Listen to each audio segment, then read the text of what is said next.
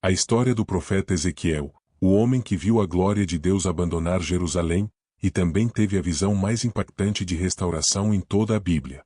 Um vale coberto por ossos secos, onde não havia vida, nem som, nem esperança, apenas silêncio e morte. E ali, em meio àquela desolação, Deus falou: Filho do homem, poderão estes ossos reviver?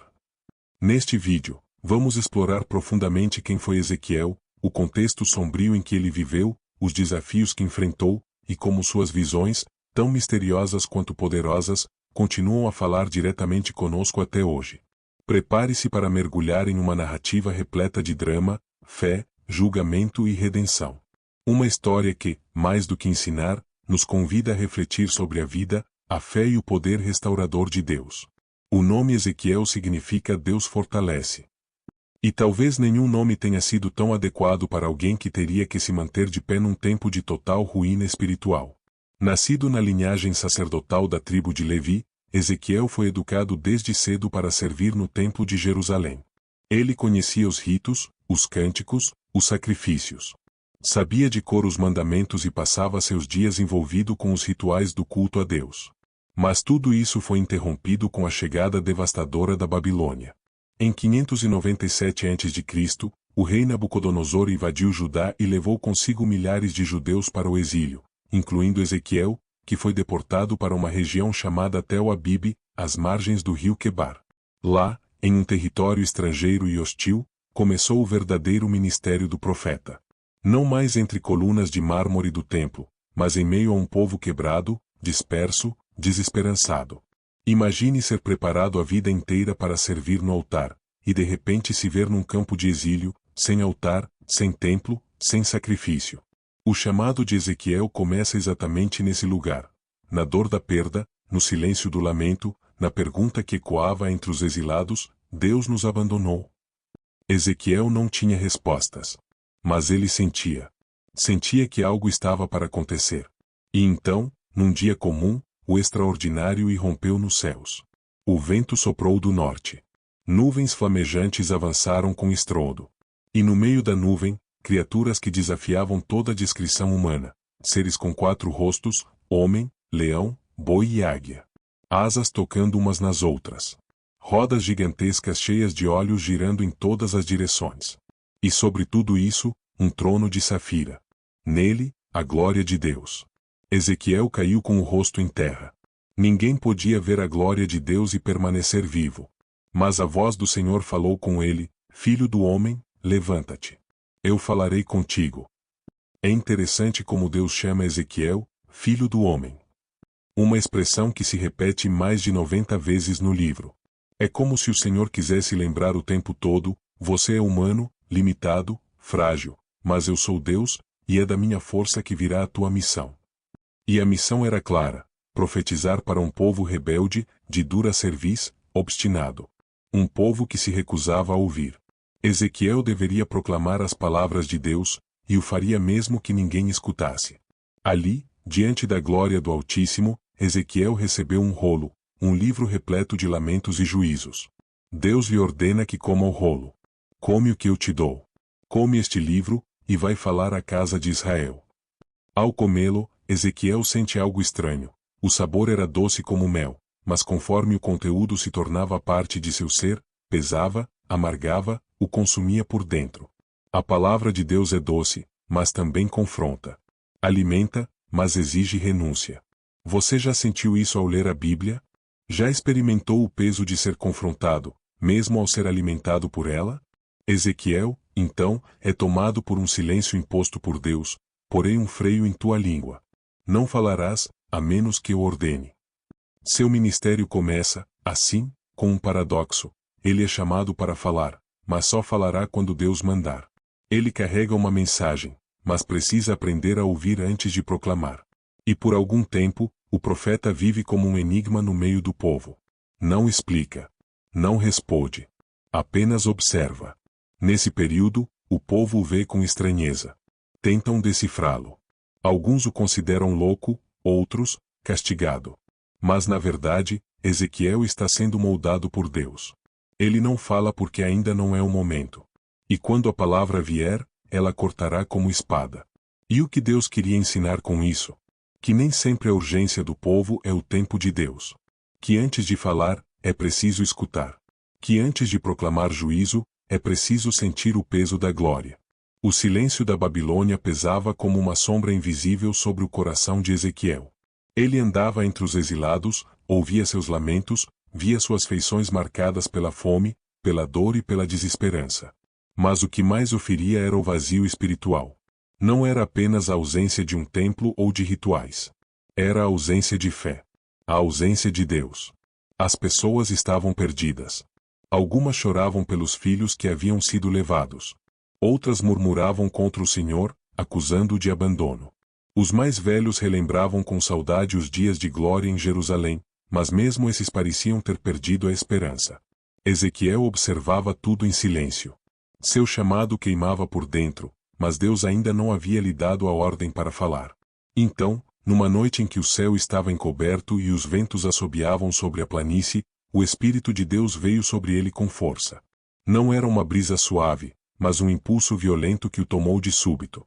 Seus olhos se abriram em visão. Em um instante, Ezequiel foi transportado espiritualmente até o templo de Jerusalém. Mas o que viu não era o templo de sua infância. Aquele lugar sagrado havia se corrompido. Os anciãos de Israel, os mesmos que deveriam guiar o povo na santidade, estavam prostrados diante de imagens grotescas gravadas nas paredes. Répteis, ídolos pagãos, figuras abomináveis. Queimavam incenso diante delas, murmuravam preces às estátuas com expressões de devoção. Ezequiel reconheceu um deles, Jaazanias, filho de Safã. Um dos líderes do povo. Um homem que, em tempos passados, fora respeitado. Agora, ali, participava de um ritual profano. O coração do profeta se encheu de angústia. Como podiam ter chegado tão longe? Como ousavam trair o Deus vivo justamente dentro de sua casa? Ele quis gritar, denunciar, intervir.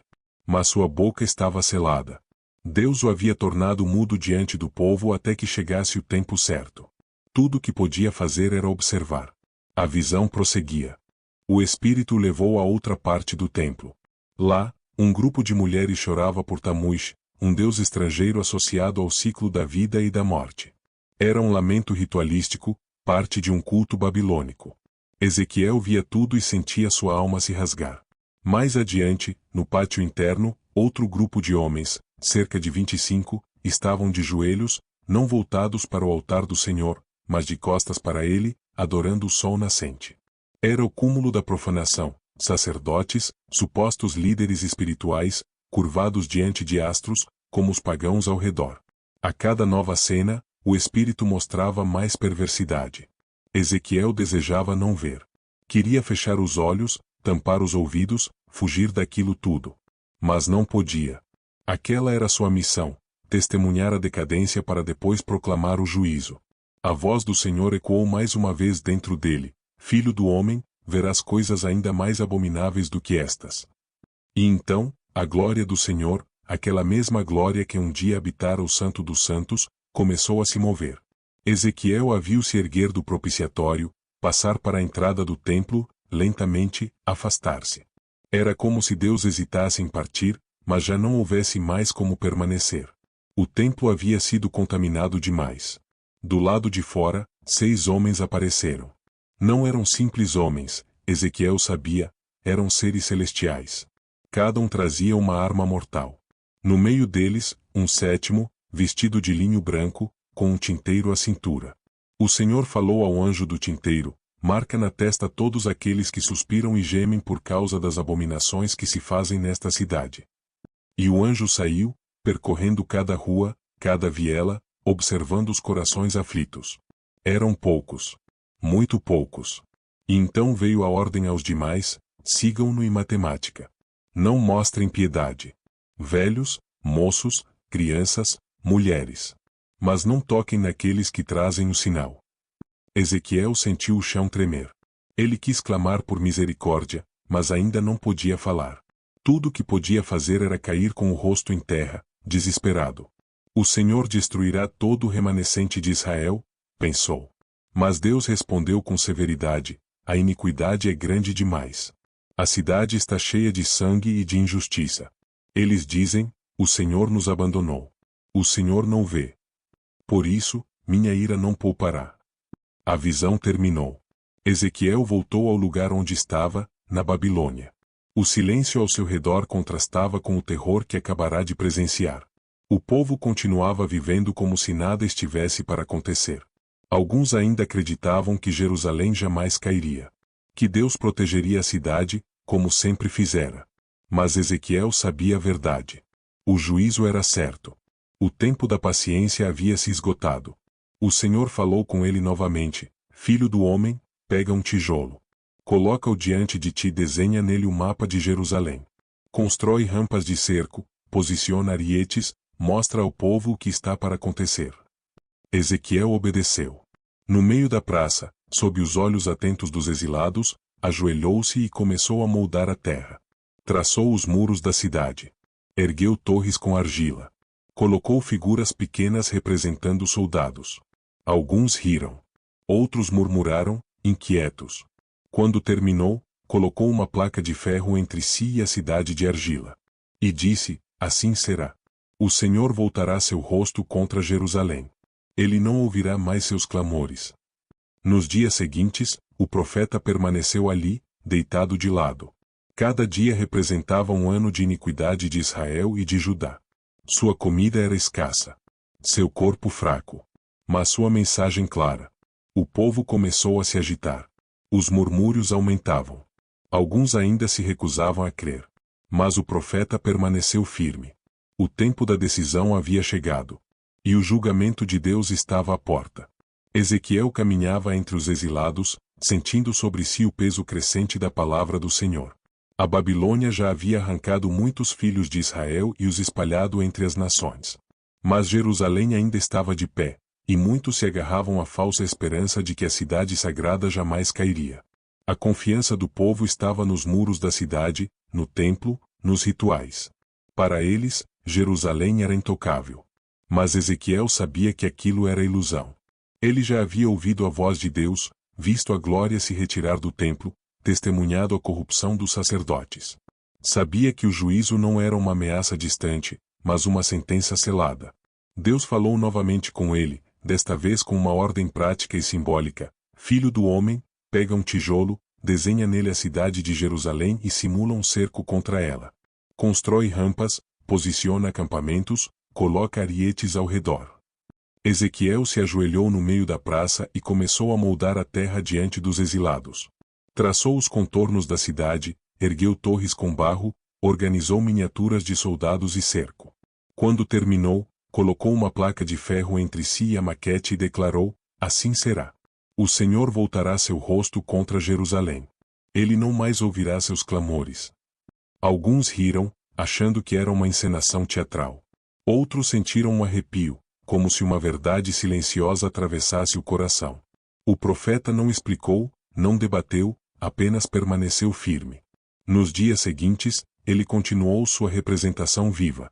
Deitou-se sobre o lado esquerdo por 390 dias, representando os anos da iniquidade de Israel. Depois, virou-se sobre o lado direito por 40 dias, simbolizando os anos da iniquidade de Judá.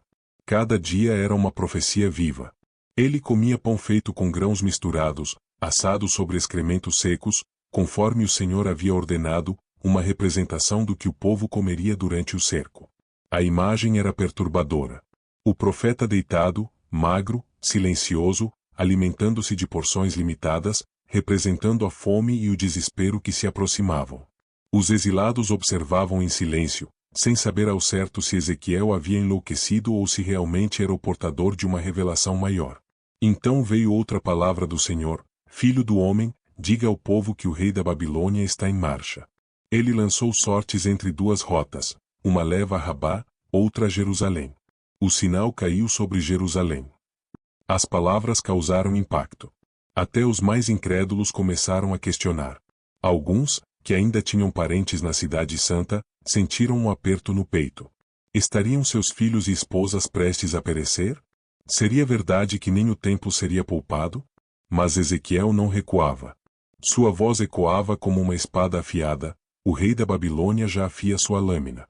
O Senhor não mais protegerá. A cidade será entregue.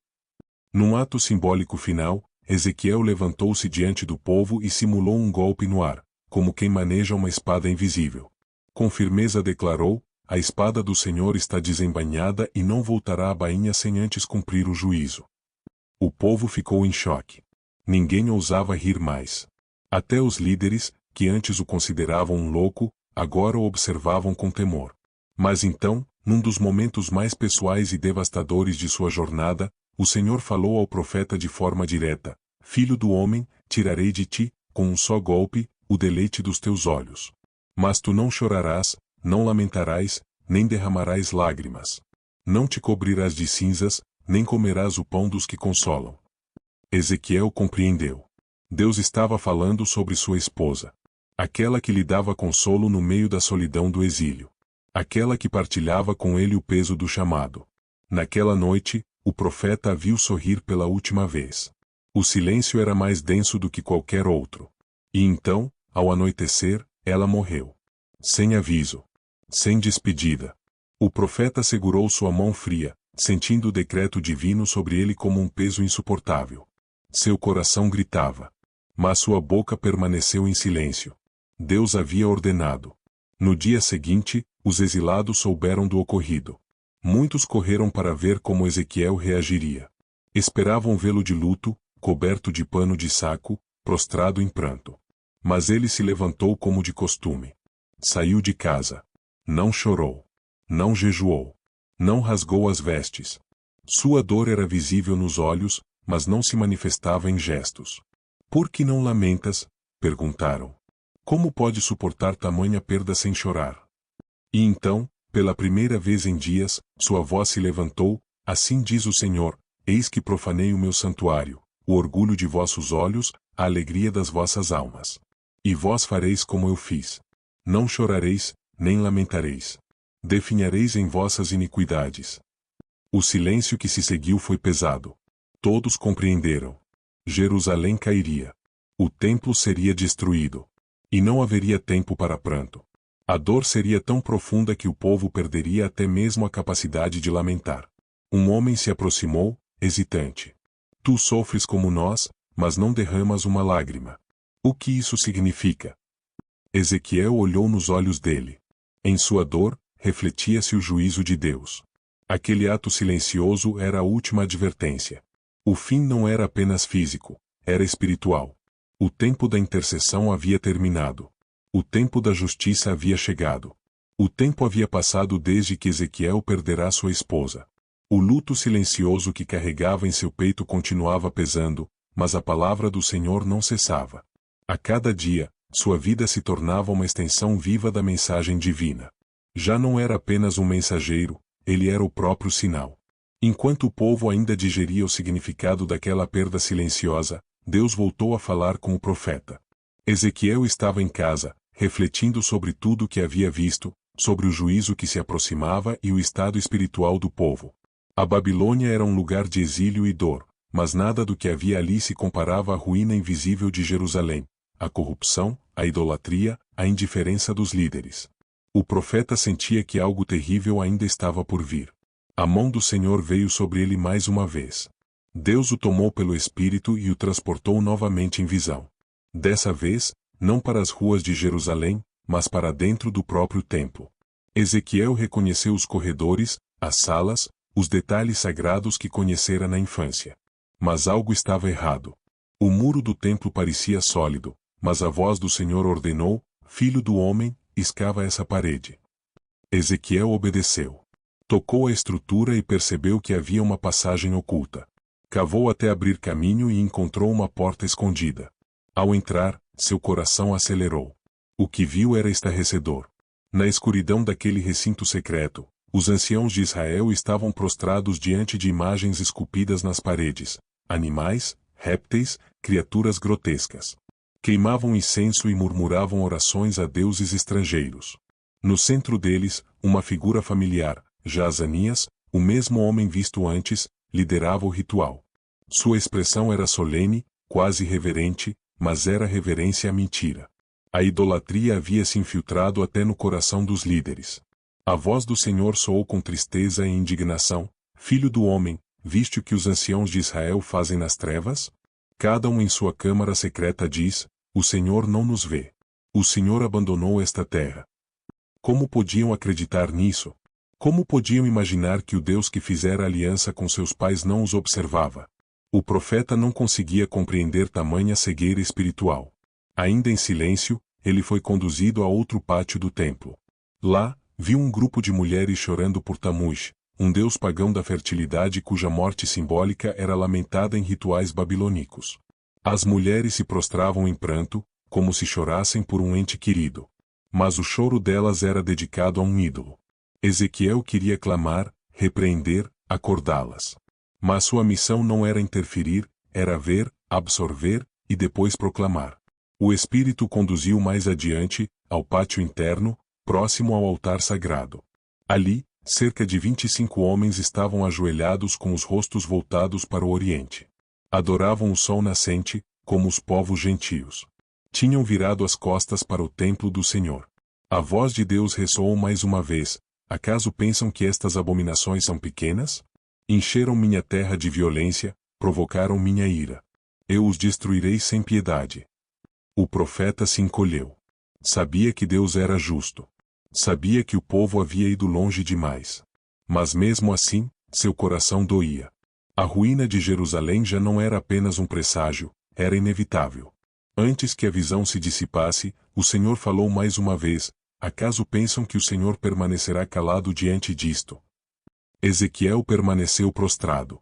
Sabia que a destruição viria. Sabia que não poderia impedi-la. A cidade que um dia fora símbolo da presença divina agora se tornaria um campo de ruínas.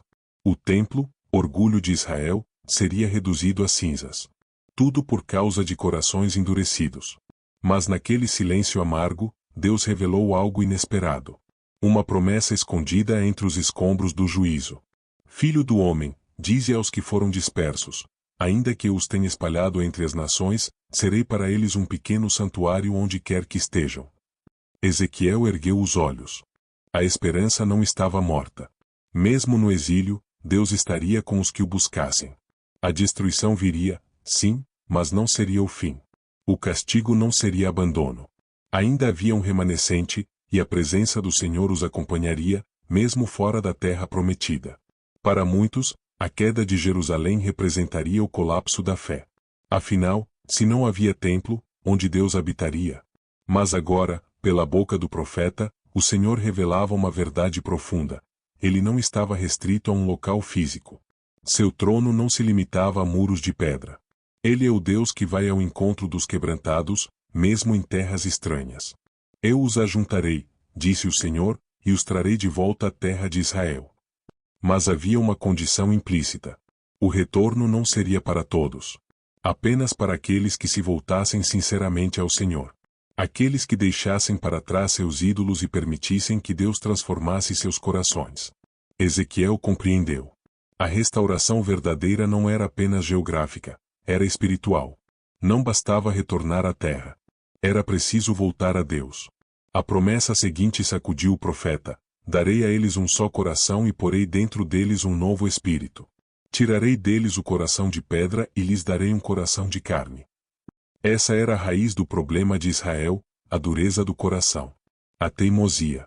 A insensibilidade à voz divina. Mas agora, Deus prometia uma cirurgia espiritual. Um coração novo. Um espírito novo. Uma nova maneira de viver. Quando isso aconteceria? O profeta se perguntou. Ele sabia que seu povo era rebelde. Mesmo depois de tudo o que viu e ouviu, muitos continuavam insensíveis. Mas Deus já havia decidido. O tempo da transformação viria. E quando chegasse, o povo andaria nos caminhos do Senhor, guardaria seus mandamentos e o adoraria com sinceridade. Eles serão o meu povo, disse o Senhor, e eu serei o seu Deus. Mas a promessa veio acompanhada de um alerta: aqueles cujo coração ainda segue os ídolos, eu farei recair sobre eles o que merecem. Não haveria misericórdia para os obstinados. O juízo viria como espada afiada, cortando o mal pela raiz. A Babilônia cumpriria seu papel como instrumento da justiça divina. No momento mais sombrio daquela revelação, Deus pronunciou uma advertência final: quando for tarde demais, eles clamarão. mas eu não os ouvirei. Ezequiel fechou os olhos.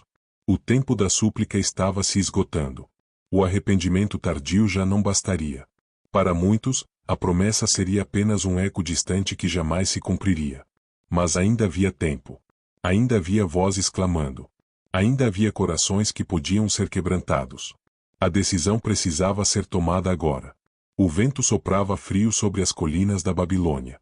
Ezequiel caminhava entre os exilados, atento aos rostos cansados, aos olhos vazios, às mãos que já não sabiam o que esperar. O povo de Israel estava disperso, abatido, esmagado. Mas não era apenas o peso do império estrangeiro que os destruía, era a ausência de liderança, de orientação, de direção espiritual. Não havia mais pastores. Não no sentido verdadeiro. Os líderes haviam falhado. Tinham enriquecido às custas do povo, tinham se alimentado das ovelhas ao invés de alimentá-las, tinham se aproveitado da fraqueza em vez de curá-la. Era essa realidade amarga que corroía o coração de Ezequiel. E então o Senhor falou com voz de trovão: Filho do homem, profetiza contra os pastores de Israel. Dize-lhes: Assim diz o Senhor Deus: Ai dos pastores que apacentam a si mesmos. Não deveriam os pastores apacentar as ovelhas? O peso da denúncia caiu sobre o profeta. Ele sabia. Tinha visto. Ovelhas abandonadas. Pobres sendo explorados. Doentes ignorados. Feridos sem cuidado. Perdidos que nunca foram buscados. O rebanho estava disperso, entregue aos lobos, porque aqueles que deveriam protegê-lo preferiram o conforto à responsabilidade. Comestes a gordura, disse o Senhor, vestistes-vos com a lã, degolastes as ovelhas gordas, mas não apacentastes o rebanho. A fraca não fortalecestes, a doente não curastes, a quebrada não ligastes, a desgarrada não trouxestes de volta. A dureza dessas palavras rasgava a alma do profeta. Ele via os rostos de anciãos corruptos, juízes subornados, príncipes indiferentes. Gente que havia transformado a fé em lucro, a adoração em conveniência, a liderança em um trono de ego. Por isso, disse o Senhor, as minhas ovelhas se espalharam, por não haver pastor. Tornaram-se pasto para todas as feras do campo. Minhas ovelhas andam errantes por todos os montes, e ninguém as busca, ninguém as procura. Ezequiel sentiu o peso da justiça. Era como se Deus estivesse revelando a raiz de todo o desastre. O cativeiro não era apenas resultado de um inimigo mais forte. Era consequência de uma liderança que se esqueceu de servir. A destruição de Jerusalém era o espelho do abandono espiritual que já durava gerações. Mas então, no meio da acusação, uma promessa nasceu. Não uma promessa feita aos pastores, mas às ovelhas. Eis que eu mesmo buscarei as minhas ovelhas, disse o Senhor. Eu as farei voltar. Eu as tirarei de onde se perderam. Eu as alimentarei em pastos verdejantes. Eu as farei repousar. Eu mesmo cuidarei delas. O coração de Ezequiel se aqueceu. Pela primeira vez desde que ouvirá a sentença sobre Jerusalém, havia algo mais do que juízo. Havia redenção. Não por meio de homens, mas pelo próprio Deus. Ele mesmo se levantaria como pastor do seu povo. E então o Senhor revelou um mistério ainda maior. Levantarei sobre elas um só pastor, o meu servo Davi. Ele as apacentará. Ele será o seu pastor. Ezequiel estremeceu. Davi já havia morrido há séculos. Aquela promessa apontava para o futuro. Um descendente de Davi. Um rei que não governaria com ego, mas com compaixão. Um pastor que daria a vida por suas ovelhas. A profecia era clara. Um dia, Israel teria um líder que não falharia. Um rei justo, fiel, humilde. E ele reinaria sobre um povo restaurado. Um povo que, enfim, teria um coração novo. Farei com eles uma aliança de paz, disse o Senhor. Afastarei os perigos, darei segurança. Eles habitarão em segurança, terão chuva na estação certa, e a terra dará seus frutos. Ezequiel chorou. Suas lágrimas caíam não mais por dor, mas por esperança. Ele via, em sua visão, o futuro de um povo finalmente reunido. Não mais disperso. Não mais oprimido. Um povo guiado pelo próprio Deus, em aliança eterna. E saberão que eu sou o Senhor, declarou o Altíssimo, quando eu quebrar as cadeias do jugo e os livrar das mãos daqueles que os escravizaram. Israel seria, mais uma vez, povo de Deus. Mas não como antes. não por genealogia ou ritos externos, mas por um pacto interior, por transformação profunda, por arrependimento verdadeiro, por uma nova vida que nasceria do Espírito. E você? Em que tipo de liderança tem confiado? E mais, tem sido guiado por vozes humanas ou pela voz do pastor verdadeiro? O povo de Israel precisava mais do que um retorno físico à terra. Precisava de um reencontro espiritual com seu Deus. E essa verdade atravessava o tempo. A promessa era para eles. Mas também era para todos nós. O silêncio pairava sobre o vale. A poeira do julgamento ainda não havia se assentado, mas Ezequiel já sentia o peso de uma nova revelação. O Senhor, Deus dos exércitos, não julgaria apenas Israel. Também as nações que zombaram da sua queda enfrentariam o fogo da justiça divina. Em visão, o profeta viu reinos poderosos se curvando. Amon, Tiro, Egito, todos cairiam. Homens que haviam rido da queda de Jerusalém agora seriam tragados pela mesma destruição. Cidades cheias de glória, orgulho e idolatria se tornariam ruínas esquecidas. O Senhor ergueu a voz, descerão ao abismo, e nunca mais se levantarão. Ezequiel compreendeu, nenhum poder humano permanece. Somente Deus reina para sempre. Mas então, o vale voltou. O mesmo vale coberto de ossos que ele vira no início. Não havia mudança aparente, apenas morte e silêncio. E foi ali, naquele lugar de desolação, que Deus falou de novo: Filho do homem, poderão estes ossos reviver? A pergunta ecoou como uma sentença e uma promessa ao mesmo tempo. Ezequiel não ousou dar uma resposta precipitada. Com humildade, respondeu: Senhor Deus, tu o sabes. E então veio a ordem: profetiza sobre estes ossos e diz: ossos secos, ouvi a palavra do Senhor. Eis que farei entrar em vós o Espírito e vivereis. Ele profetizou. O vale tremeu. Os ossos começaram a se mover. Primeiro, se uniram.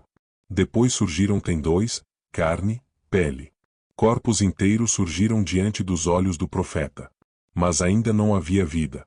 Estavam lá, de pé, mas vazios. O Senhor falou de novo: profetiza ao Espírito. Clama ao vento dos quatro cantos da terra.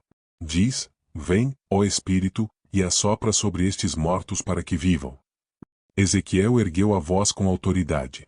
E o Espírito veio. Um vento poderoso varreu o vale. Os olhos dos corpos se abriram. Os pulmões se encheram. Os peitos inflaram. E então eles se levantaram, um exército inteiro.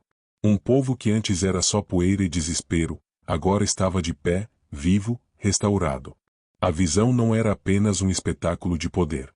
Era uma revelação profunda: Filho do homem, estes ossos são toda a casa de Israel. Eles dizem: nossos ossos se secaram, nossa esperança pereceu.